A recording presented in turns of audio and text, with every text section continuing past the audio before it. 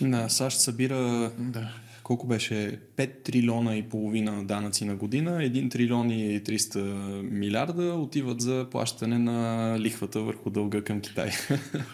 Тоест, всеки трети долар Това отива е към така, но Китай. това е много относително, защото всъщност Америка, това е от времето на регономиката още. Америка всъщност направи така, защото света в момента да плаща нейния масраф.